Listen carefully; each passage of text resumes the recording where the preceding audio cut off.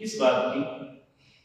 فلاں پراپرٹی فلانے کی، فلاں جگہ فلانے کی، فلاں مقام فلانے کی۔ انبیاء اپنے بچوں کو کیا وصیت کر رہے ہیں؟ پراپرٹی سے، اپنے اثاثوں کی۔ ام کنتم شہداء اذ حضر یعقوب الموت، جب یعقوب علیہ السلام کی موت کا وقت قریب آیا، پتا چلا کہ اب میرا اس دنیا میں رہنا ممکن نہیں، زندگی گزار چکا، اب آخری وقت ہے۔ اذ حضر یعقوب الموت اذ قال لبنیہ، انہوں نے بھی اپنے بیٹوں کو اکٹھا کیا اور ان سے سوال کرتے ہیں ما تعبدون من بعدی، میرے بعد کس کی عبادت کرو گے؟ فکر یہ ہے کہ اللہ کی عبادت سے بیٹے دور نہ ہو جائیں یا کسی غلط راستے کو منتخب نہ کر لیں۔ سوال کرتے ہیں ما تعبدون من بعدی، میرے بعد کس کی عبادت کرو گے؟ انہوں نے بے زبان کہا قالوا نعبد الہک و الہ آبائک ابراہیم و اسماعیل و اسحاق۔ یہ بڑا کون سی پوچھنے کی بات ہے؟ ہم آپ کے الہ کی عبادت کریں گے، الہ جو آپ کا الہ ہے، و الہ آبائک جو ہمارے باپ ابراہیم کا الہ تھا، و اسحاق و اسماعیل و اسحاق اور جو ہمارے چچا اسماعیل اور ہمارے دادا اسحاق کا الہ تھا۔ وہ کون ہے؟ الہ واحد، اکیلا، ہم اس کی عبادت کریں گے، انڈرسٹوڈ ہے۔ اور ساتھ ہی کہا کہ نحن لہ مسلمون، ہم اس کے ہمیشہ فرما بردار رہیں گے۔ پھر اللہ رب العزت آگے یہ مجھے اور آپ کو مخاطب فرما رہے ہیں۔ اللہ فرماتے ہیں تلک امۃ قد خلت لها ما کسبت، وہ ایک امت تھی جو گزر گئی، ان کا کردار، ان کے اعمال، ان کے افعال اچھے تھے یا جو بھی، کہ ان کے ساتھ چلے گئے۔ وَلَكُمْ مَا كَسَبْتُمْ، اب جو تم کرو گے میں وہ دیکھوں گا۔ وَلَا تُسْأَلُونَ عَمَّا كَانُوا يَعْمَلُونَ، تم سے یہ سوال نہیں ہوگا کہ وہ کیا کرتے تھے، کیونکہ ہم میں بہت سے لوگ اپنے سے پہلے لوگوں کی تقلید کرتے ہوئے بعض غلط کام بھی کرتے ہیں۔ جی فلاں نے کیا تھا، ہم کر لیں گے تو کیا ہوگا؟ یا اپنے معاشرے کے اندر کثرت سے لوگوں کو ایک غلط کام کرتے ہوئے دیکھتے ہیں تو ہم وہی کام کرتے ہیں کہ اس نے کیا تو میں نے کر لیا تو کیا ہوگا؟ تو اللہ رب العزت یہ قانون بتا رہے ہیں وَلَا تُسْأَلُونَ عَمَّا كَانُوا يَعْمَلُونَ، تم سے یہ سوال نہیں ہوتا کہ وہ کیا کرتے ہیں، تم سے یہ سوال ہوگا کہ تم کیا کرتے ہیں۔ تو اس لیے میں اپنی بات کا خود جواب دے ہوں، آپ اپنی بات کا، لیکن آج ہو یہ رہا ہے کہ میں آپ پہ تنقید، آپ مجھ پہ تنقید تو کرتے ہیں لیکن اپنے آپ کو نہیں دیکھتے کہ میں کیا ہوں، میری زندگی کیسی ہے، کیا میں بھی مسلم ہوں یا نہیں۔ جس اسلام کا حکم اللہ نے ابراہیم علیہ السلام کو دیا تھا وہ پہلے کافر تو نہیں تھے، وہ اطاعت اور فرما برداری کی بات کہی تھی۔ قال له ربه اسلم قال اسلمت لرب العالمین، اور یہی حکم اللہ رب العزت نے امت محمد رسول اللہ کا دیا۔ اللہ فرماتے ہیں یا ایھا الذین آمنوا اتقوا اللہ حق تقاته، اہل ایمان اللہ سے اس طرح ڈرو جس طرح ڈرنے کا حق ہے۔ عمومی طور پہ یہاں بعض لوگ تمسخر کرتے ہیں، اللہ کی ذات کے متعلق کبھی سوچنا بھی نہ پڑے، تمسخر، لیکن زبان سے بات نہیں، اللہ ڈر ڈرانا ہے، اللہ ڈرانا نہیں ہے، ڈر یہ ہے کہ مجھے جواب دینا ہے اللہ کے سامنے، کیونکہ وہ میرا مالک ہے، میں اس کا غلام ہوں، وہ میرا خالق ہے، میں اس کا بندہ ہوں۔ آج جو کچھ میں ہوں اس کی وجہ سے ہوں، اگر میں میں اپنی زندگی اور بقا کے لیے کچھ کھاتا ہوں تو یہ رزق وہ مجھے دیتا ہے.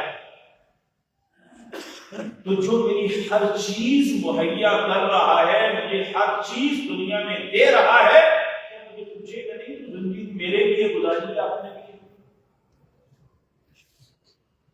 اصل اللہ کا خوف یہ ہے کہ اس کے سامنے ہم نے جواب دینا ہے. اور نبی کریم صلی اللہ علیہ وسلم نے فرمایا کہ قیامت کے دن انسان کی 1 to 1 اللہ سے ملاقات ہوگی, درمیان میں کوئی ترجمان نہیں ہوگا. پھر اللہ پہلا سوال اپنے بندے سے کیا کرے؟ میں پہلے بھی عرض کر چکا, یہ 18واں پارہ ہے سورۃ المؤمنون. اللہ فرمائیں گے کم لبثتم فی الارض عدد سنین. اے میرے بندے ذرا گر کے بتا دنیا میں کتنا وقت رہا. تو بندے کا کیا جواب ہوگا؟ لبثت یوما و بعد یوم. اے اللہ ایک دن یا دن میں کچھ حصہ رہا. عدد سنین, اے اللہ تیرے جو لکھنے والے فرشتے ہیں ان سے پوچھ لے.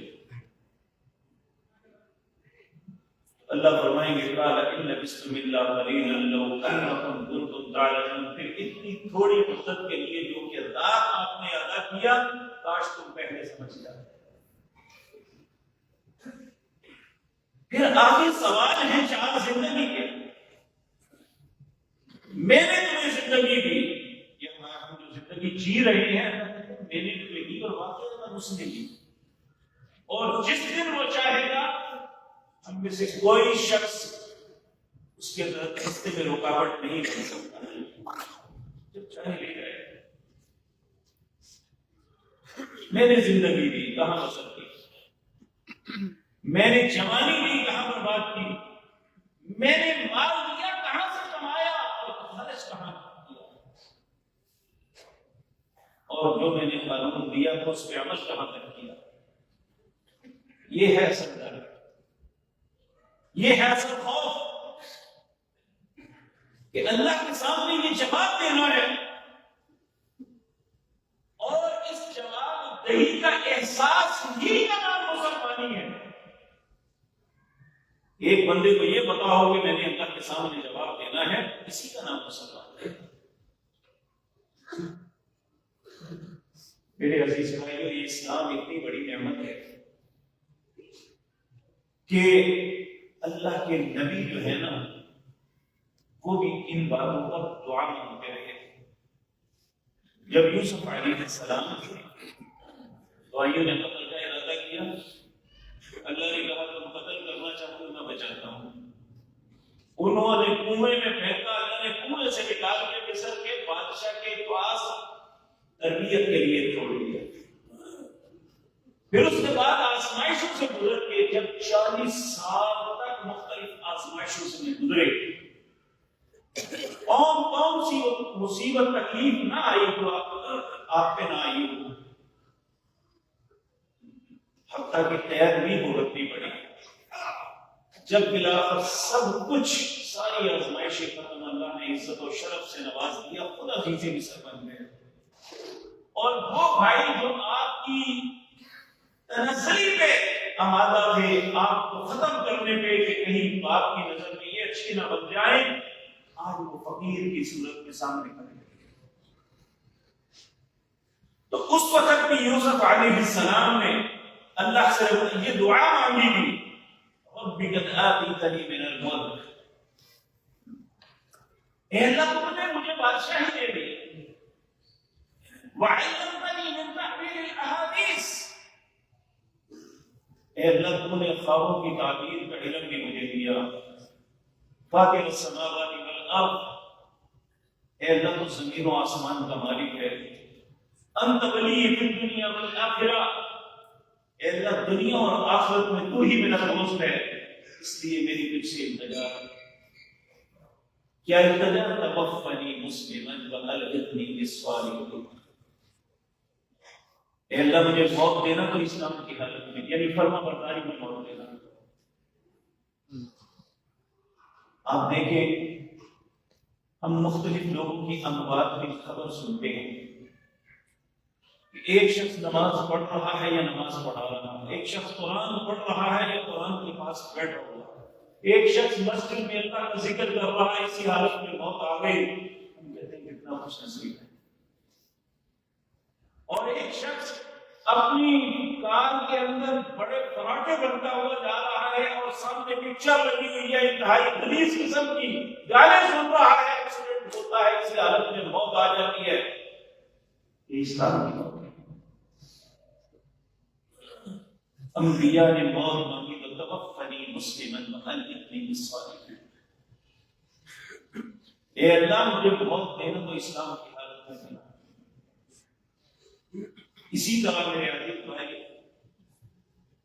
اس کائنات کے اندر 4 لوگ ایسے ہیں جنہیں اللہ نے پوری دنیا میں حکمرانی عطا کی۔ 2 کافر تھے، 2 مسلمان۔ جو مسلمان تھے، ایک سیدنا سلیمان علیہ السلام تھے اور ایک ذوالقرنین، اور جو کافر تھے ایک نمرود تھا، ایک اللہ اکبر بخت نصر تھا۔ اور ان چاروں میں سب سے زیادہ عزت اور عظمت والی بادشاہت سے ملی وہ سیدنا سلیمان تھی۔ اس زمانے میں جب جہاز کا تصور بھی نہیں تھا، یہ فضا میں اڑا، اللہ نے ہواؤں پہ اختیار دیا تھا، جانوروں پہ اختیار دیا تھا۔ ایک دن اپنا لاؤ لشکر لے کے جانے گے، ایک عظیم لشکر کے ساتھ سفر ہے، اور ایک وادی سے ابھی آپ پیچھے ہی ہیں تو وہاں کی چیونٹیوں میں سے ایک چیونٹی نے دیکھا کہ سلیمان کا لشکر آ رہا ہے۔ وہ زور سے اپنی قوم کی دوسری چیونٹیوں کو پکار کے کہتے ہیں، یا ایھا النمل ادخلوا مساکنکم لا یحطمنکم سلیمان وجنودہ وهم لا یشعرون۔ اے چیونٹیوں، جلدی سے اپنے بلوں میں داخل ہو جاؤ، سلیمان اور اس کا لشکر آ رہا ہے، تمہیں رونے کا پتہ نہیں انہیں ہوگا یہ ہمارے پاؤں کے نیچے کون آ گیا۔ اللہ نے جانوروں کی بولی نے سکھائی ہے، ان کے کان میں اس چیونٹی کی آواز پڑ گئی۔ آج ہمارے جیسا ہوتا تو کرتا لو جی، ساڑھے دل میں ساری ڈرتے ہیں۔ فتبسم ضاحكا من قولها، اس کی بات سن کے ہنس پڑے اور اللہ کے سامنے ہاتھ کھڑے کر دیے۔ ربی اوزعنی ان اشکر نعمتک التي انعمت علی وعلی والدی وان اعمل صالحا ترضاه وادخلنی برحمتک فی عبادک الصالحین۔ اللہ بادشاہت بھی دے دی، نبوت بھی دے دی، میرے باپ کو بھی نبوت ملی، بادشاہت بھی ملی۔ اے اللہ تجھ سے میں یہ مانگتا ہوں، ربی اوزعنی ان اشکر نعمتک التي انعمت علی وعلی والدی، کہ اللہ مجھے توفیق دے دے کہ میں تیرا شکر ادا کر سکوں جو نعمتیں تو نے مجھے اور میرے باپ کو دی۔ اور وہ نعمت کیا مانگی؟ ان اعمل صالحا ترضاه،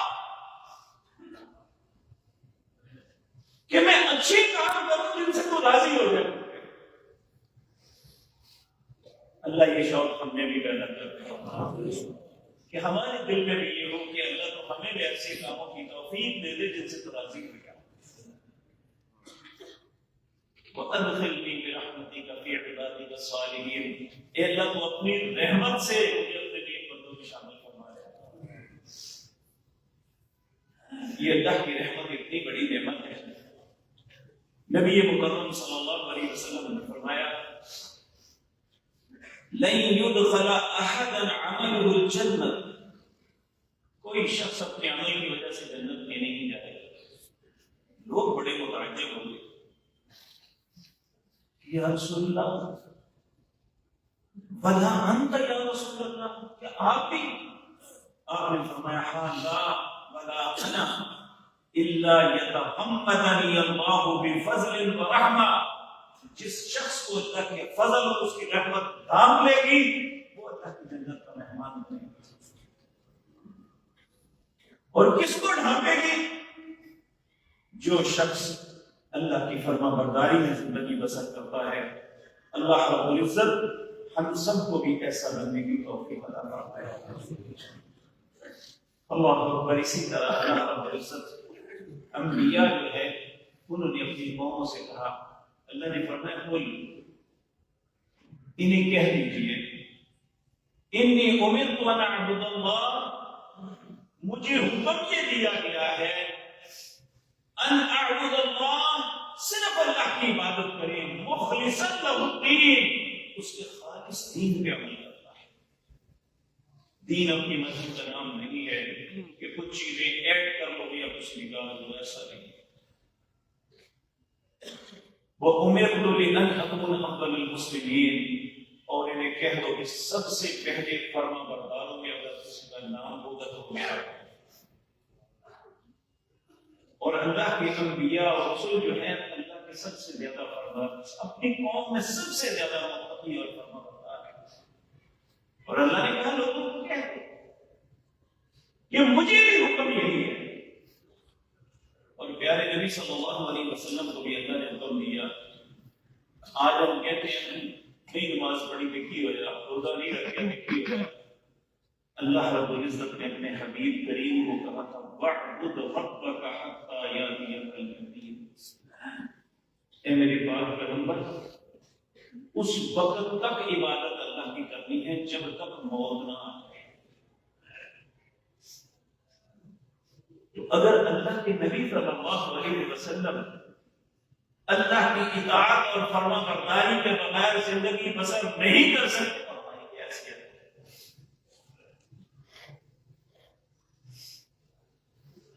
اس لیے آج کی مجلس میں مجھے اور آپ کو سوچنا چاہیے۔ سیدنا ابراہیم علیہ السلام کی بات بار بار آتی ہے۔ سیدنا ابراہیم علیہ السلام نے اللہ کا گھر بنایا۔ وَإِذْ يَرْفَعُ إِبْرَاهِيمُ الْقَوَاعِدَ مِنَ الْبَيْتِ وَإِسْمَاعِيلُ، جب یہ بیت اللہ جس کو دیکھنے کے لیے ہماری آنکھیں ترستی ہیں، اگر چلے جائیں تو واپس آ کے تڑپتے ہیں، اگر وہاں پہنچے تو اس بیت اللہ کے گرد طواف کرتے ہوئے انسان کی ذہنی لذت عروج پہ ہوتی ہے، اور جب وہاں سے واپس پلٹتے ہیں تو لوگ مبارکیں دیتے ہیں کہ بھائی اللہ کے گھر کی زیارت مجھے نصیب ہوئی۔ وہ اللہ کا گھر بنایا۔ وَإِذْ يَرْفَعُ إِبْرَاهِيمُ الْقَوَاعِدَ مِنَ الْبَيْتِ وَإِسْمَاعِيلُ، اللہ کے سامنے پہ ہاتھ اٹھا، رَبَّنَا تَقَبَّلْ مِنَّا إِنَّكَ أَنتَ السَّمِيعُ الْعَلِيمُ، اے اللہ جو کچھ کیا ہے تیری شان اس سے بھی بلند ہے۔ بیت اللہ بنانا بھی اتنا بڑا کام نہیں جتنی تیری شان بلند ہے، اس لیے اسے قبول کر لینا۔ پھر اب باپ بیٹا اپنے لیے کیا مانگے؟ کیا مانگا؟ اللہ تیرا گھر بنایا ہے، ہمیں اتنے ایکڑ زمین دے دے، اتنے باغات دے دے۔ ہاں ربنا وجعلنا مسلمین، اے اللہ مجھے اور میرے بیٹے کو اپنا فرما بردار کر۔ ربنا وجعلنا مسلمین لک، ہم صرف تیرے میں فرما بردار، تیرے علاوہ کسی کی فرما برداری نہ۔ ربنا وجعلنا مسلمین لک ومن ذریتنا امة، ہماری اولاد میں بھی ایک امت تیری فرما بردار۔ وَأَرِنَا مَنَاسِكَنَا، ہمیں اپنے حج کے طریقے بیت اللہ کے اندر کس طرح عبادت کرنی ہے اس کے طریقے سکھا دیں۔ وَتُبْ عَلَيْنَا إِنَّكَ أَنتَ التَّوَّابُ الرَّحِيمُ، اے اللہ ہماری توبہ کو قبول کر لینا، بے شک تو توبہ قبول کرنے والا مہربان ہے۔ تو جہاں یہ بات میرے اور آپ کے لیے بہت طلب ہے کہ سیدنا ابراہیم علیہ السلام نے بیت اللہ بنانے کے بعد اللہ سے کیا مانگا؟ وَجَعَلْنَا مُسْلِمَيْنِ لَكَ، اے اللہ ہم باپ بیٹوں کو مسلمان بنا دے۔ تو کیا وہ پہلے مسلمان نہیں تھے؟ میں بار بار یہ عرض کر رہا ہوں کیونکہ ہم میں سے اکثر آدمی بے شک وہ کچھ بھی کرتے ہو کہ میں مسلمان ہوں، تو مسلمان اور اللہ کے نبی ہونے کے باوجود کہا ربنا وجعلنا مسلمین۔ اس کا مطلب فرما بردار بننا. وَجَعَلْنَا مُسْلِمَيْنِ لَكَ وَمِنْ ذُرِّيَّتِنَا أُمَّةً مُسْلِمَةً لَكَ. میری اولاد بھی صرف تیری فرما بردار. اللہ ہمیں بھی ہماری اولادوں کو بھی اپنا فرما بردار بنائے. اسی طرح میرے عزیز بھائیو، اللہ رب العزت نے اہل ایمان کو یہ یقیناً میں اور آپ ایمان کے دعوے دار ہیں. اللہ ہمیں مخاطب ہو کے کہتے ہیں یا ایھا الذین آمنوا، اے لوگوں جو ایمان لائے ہو، ادخلوا فی السلم کافہ، اسلام میں پورے پورے داخل ہو جاؤ. یہ کیوں کہا؟ ائمہ مفسرین کہتے ہیں انسانی زندگی کے تین پہلو ہیں. ایک ہے اس کا اور رب کا تعلق. یہ اسلام کی ایک اساس، ایک ستون ہے. ایک ہے اس کا ذاتی کریکٹر اور ایک ہے اس کا معاشرتی کریکٹر. اگر وہ تینوں میں پاس ہوتا ہے تو وہ صحیح مسلم ہے. اگر میں نماز بھی پڑھتا ہوں، روزہ بھی رکھتا ہوں، حج بھی کرتا ہوں، عمرے بھی کرتا ہوں اور دوسرے معاملات خرچ بھی کرتا ہوں، لیکن لوگوں کو دھوکہ دیتا ہوں، یہ میرا معاشرتی کریکٹر غلط ہو گیا. اسلام کے ایک ستون کو میں نے گرا دیا، کسی کا میں نے حق مار لیا، اسلام کے ستون کو گرا دیا. کچھ چیزوں کو اللہ نے حرام کیا تھا، میں نے اسے حلال تصور کیا، یہ میں نے اسلام کے ستون کو گرایا.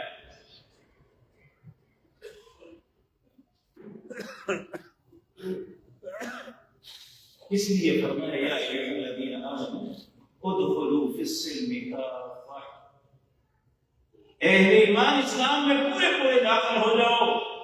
اور یہ کچھ مان لیا کچھ چھوڑ دیا جو یہود کا طرز عمل تھا، فَتُؤْمِنُونَ بِبَعْضِ الْكِتَابِ وَتَكْفُرُونَ بِبَعْضٍ، بعض باتوں کو مان لینا، بعض کا انکار کر دینا. یہ اہل ایمان امت محمد رسول اللہ تم ایسے نہ کرنا. ادخلوا فی السلم کافہ ولا تتبعوا خطوات الشیطان، اسلام کے کچھ احکامات تو مان لینا، کچھ کا انکار کر دینا، یہ شیطان کے پیچھے چلنا ہے. ولا تتبعوا خطوات الشیطان انه لکم عدو مبین، وہ تمہارا بڑا دشمن ہے. اللہ اکبر. میرے عزیز بھائیو، یہ ساری باتیں ہم سنتے بھی رہتے ہیں اور ہمیں معلوم بھی، لیکن اللہ رب العزت کو مجھ پہ اور آپ پہ گرا ہے کہ میں نے تمہیں دنیا میں اس لیے بھیجا تھا کہ آخرت کی کھیتی ہو جاؤ، لیکن بل تؤثرون الحیاۃ الدنیا، تم تو دنیا کی زندگی کو ترجیح دیے بیٹھے. والآخرۃ خیر وابقیٰ، حالانکہ آخرت بہتر اور باقی رہنے والی ہے. اللہ یہ باتیں مجھے اور آپ کو سمجھنے اور ان کے عمل کی توفیق عطا فرمائے. میرے عزیز بھائیو، نبی کریم صلی اللہ علیہ وسلم کچھ اذکار کرتے تھے جو صبح بھی کرتے اور شام کو بھی کرتے اور ان کے فوائد بتائے. ان میں ایک ذکر میں آپ کے سامنے عرض کرتا ہوں. یہ رسول اللہ صلی اللہ علیہ وسلم ایک اللہ کے سامنے عہد کرتے ہیں، اور یقیناً جو صبح شام کے اذکار کرتے ہیں وہ بھی یہ بات کہتے ہوں گے، لیکن کہنے کی حد تک عملاً بہت کم ہے ہم میں سے، چاہے وہ کہنے والا ہے یا سننے والا، جو اس عہد کی پاسداری کرے. سیدنا عبد الرحمن بن ابی فرماتے ہیں نبی صلی اللہ علیہ وسلم صبح اور شام اللہ کے سامنے یہ عہد کرتے ہیں، کیا اصبحنا علی فطرۃ الاسلام، اے اللہ میں اس حالت میں صبح کر رہا ہوں کہ میں فطرت اسلام پہ قائم ہوں. کون سی فطرت؟ رسول اللہ نے فرمایا جب بھی کوئی بچہ دنیا میں آتا ہے تو فطرت اسلام پہ پیدا ہوتا ہے. پھر اس کے ماں باپ کی مرضی ہے وہ یحودانی وہ ینصرانی وہ یمجسانی، اسے یہودی بنا دے، عیسائی بنا دے، مجوسی بنا دے، ہندو سکھ بنا دے، کچھ بھی بنا دے، لیکن مجھ سے اور آپ سے تقاضا ہے کہ تمہاری ہر صبح جو ہے اس پہ ہونی چاہیے اصبحنا علی فطرت الاسلام. اے اللہ میں اپنی صبح کا آغاز فطرت اسلام پہ کرتا ہوں. تو فطرت اسلام کیا ہے؟ اگر صرف فرائض کو لیا جائے تو ہماری فجر جو ہے، ہماری صبح کا آغاز فجر کی نماز سے ہوتا ہے. یہ اللہ کے ساتھ عہد ہے جس کا بار بار تکرار کروایا جاتا ہے، اصبحنا علی فطرت الاسلام. دوسرا وعلی کلمۃ الاخلاص، کلمہ اخلاص کے ساتھ کرتا ہوں، میں اللہ کے ساتھ کسی کو شریک نہیں بناتا. اشہد ان لا الہ الا اللہ، میرا مالک، میرا خالق، میرا رازق، میرا مشکل کشا، میرا حاجت روا، میری مصیبتیں ٹالنے والا، میری بیماریوں کو شفا میں بدلنے والا، میری مصیبتوں کو آسانیوں میں بدلنے والا صرف اللہ ہے. وعلی کلمۃ الاخلاص، میں اپنی صبح کا آغاز فطرت اسلام اور کلمہ اخلاص سے کرتا ہوں. اور تیسرا وعلی دین نبینا محمد صلی اللہ علیہ وسلم، میں اللہ تجھ سے وعدہ کرتا ہوں کہ جس نبی کو تو نے نبوت سے نوازا، جن کا نام نامی اس میں گرامی جناب محمد رسول اللہ ہے، میں ان کے دین کو مانتا ہوں، میں اور کسی مذہب اور دین کو نہیں مانتا. صرف مانتا ہی نہیں، اس پہ عمل بھی کرتا ہوں اللہ کی توفیق سے. وعلى دين نبينا محمد صلى الله عليه وسلم وعلى ملة أبينا إبراهيم حنيفا مسلما وما كان من المشركين. میں ملت ابراہیم پہ قائم ہوں، مسلما حنیفا جو جھکتا تھی اللہ کی طرف، مسلما جو اللہ کی ہر بات کی فرما برداری کرتے تھے. اللہ نے تعریف کرتے ہوئے نے کہا وَإِذِ ابْتَلَىٰ إِبْرَاهِيمَ کلمات فأتمہن، جب ابراہیم کو میں نے مختلف کلمات کے سامنے آزمایا، ابراہیم ہر امتحان میں کامیاب ہوا.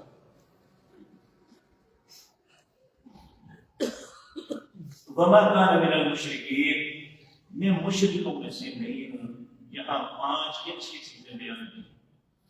اصبحنا على فطرت الاسلام وعلى کلمۃ الاخلاص وعلى دين نبينا محمد صلى الله عليه وسلم وعلى ملة أبينا إبراهيم حنيفا مسلما وما كان من المشركين. 7 باتیں، 7 چیزوں کا عہد کر کے اپنے دن کا آغاز کریں.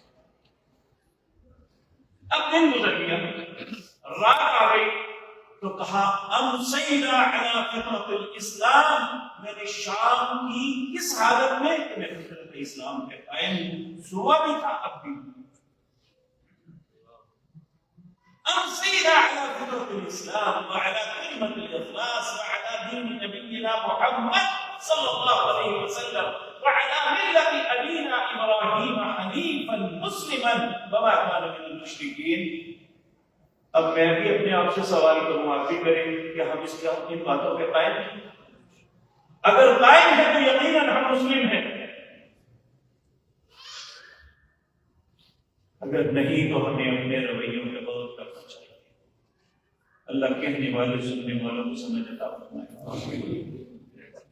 آخری بات یہ ہے، نبی کریم صلی اللہ علیہ وسلم نے فرمایا جو ایمان کے اعتقاد اور اقرار کے ساتھ 3 دفعہ یہ کلمہ کہتا ہے، اگر اس دن اسے موت آ جاتی ہے تو اللہ اسے جنت میں دے جاتی ہے. وہ کیا ہے؟ رضیت باللہ ربا وبالاسلام دینا وبمحمد صلی اللہ علیہ وسلم نبیا ورسولا. رضیت باللہ ربا، اے اللہ تیرے رب ہونے پہ راضی ہوں. وبالاسلام دینا، طرز زندگی بطور قانون دین اسلام پہ بالکل راضی ہوں. جو اللہ تو نے فرمایا ہے سچ ہے اور مجھے خوشی ہے کہ میں مسلمان ہوں.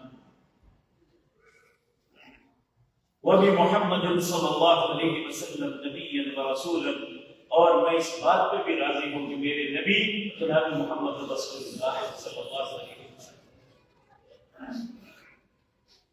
انہی کلمات کے ساتھ رسول اللہ صلی اللہ علیہ وسلم نے ایک اور بات فرمائی. آپ نے فرمایا جو شخص ان تین باتوں میں اعتماد رکھتا ہے اور واقعتاً دل کی گہرائیوں سے اس بات کا خوش ہے اور 10 مرتبہ اپنی زبان سے روزانہ اقرار کرتا ہے رضیت باللہ ربا وبالاسلام دینا وبمحمد نبیا صلی اللہ علیہ وسلم. آگے جو بات فرمائی اللہ ہم سب کے نصیب میں کرتا. آپ نے فرمایا فَأَنَا زَعِيمٌ، لوگوں میں گارنٹیڈ ہوں، میں ذمہ دار ہوں کس بات کا؟ لِآخُذَ بِيَدِهِ حَتَّى أُدْخِلَهُ الْجَنَّةَ، میں اس اپنے امتی کا ہاتھ پکڑ کے اسے جنت میں لے کے جاؤں. رضیت باللہ وبالاسلام دین وبمحمد نبی. اور دین اسلام کیا ہے؟ یہ کسی کتاب کا نام نہیں ہے، کسی مولوی پیر امام کی لکھی ہوئی کتاب کا نام نہیں ہے. رسول اللہ نے حجۃ الوداع کے موقع پر فرمایا تھا لوگوں ترکت فیکم امرین، میں 2 چیزیں چھوڑ کے جا رہا ہوں، انہی کا نام دین اسلام ہے. وہ کیا؟ لن تضلوا ما تمسکتم بہما، جب تک ان دونوں کو تھامے رکھو گے تم پہ گمراہی نہیں آئے گی. ایک اللہ کی کتاب اور دوسرا محمد رسول اللہ کا طریقہ ہے. یہ 2 چیزیں جن کا نام اسلام ہے، اس کے علاوہ کوئی چیز اسلام نہیں ہے. اگر کسی کی اچھی بات ہے اسے مانیں گے تو اچھی بات، نہیں مانیں گے تو کفر نہیں. اگر اللہ کی کسی بات کا انکار کریں گے یا پیارے نبی جناب محمد رسول اللہ کی کسی حکم سے روگردانی کریں گے تو کفر لازم آ جائے گا، اسلام نہیں رہے گا. اللہ یہ باتیں مجھے اور آپ کو سمجھ لیں اور اپنے دین کے ساتھ محبت اور دین کے ساتھ تمسک نصیب فرمائے.